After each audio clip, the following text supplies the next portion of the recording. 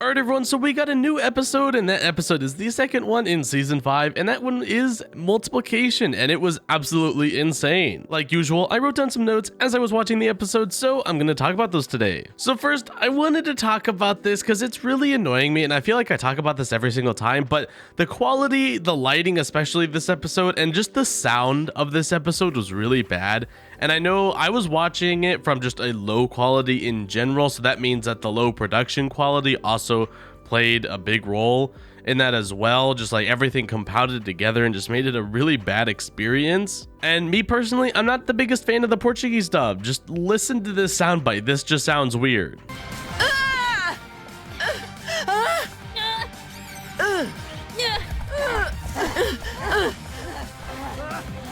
Nothing against the voice actors and actresses, it's just, it doesn't sound good. So yeah, just overall, I didn't enjoy watching this episode for that reason.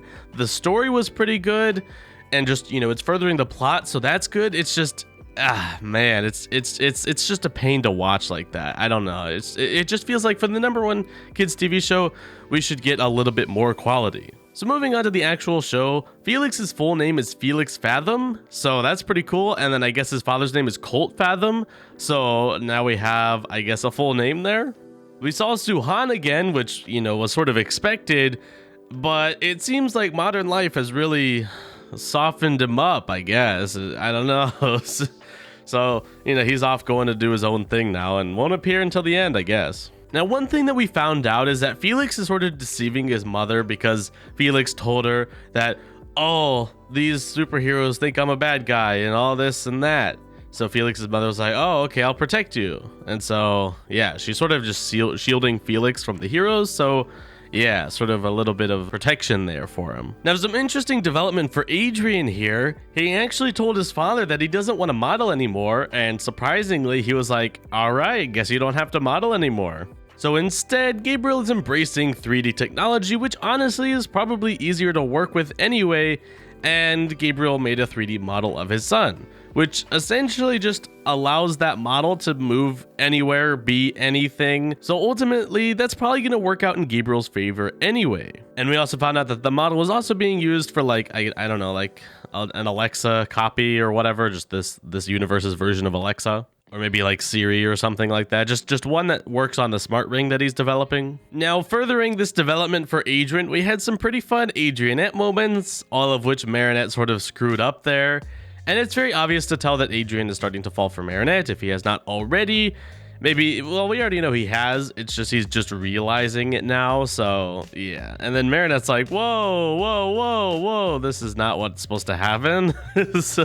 So she's sort of freaked out by it all and is like, I need to put heroing first.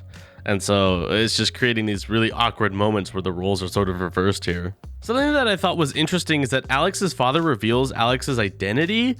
I wouldn't think this would be a thing, but I guess it is. I guess Ladybug was like, okay, because, you know, Hawkmoth already knows her identity, so why not just tell everyone else?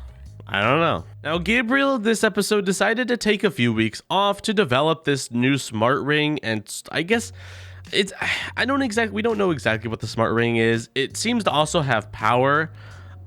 So yeah, we'll just have to see what this is about, but he's developing and working on this, so that's why he's doing less villain work, I guess.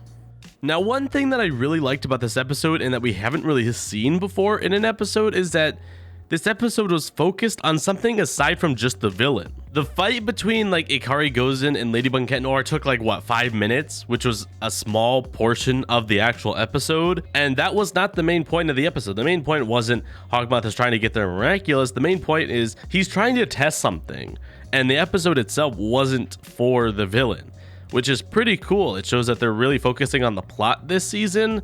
And really, you had to watch the first episode before the second. So the real test will be if you can watch the third or the fourth before the third, right?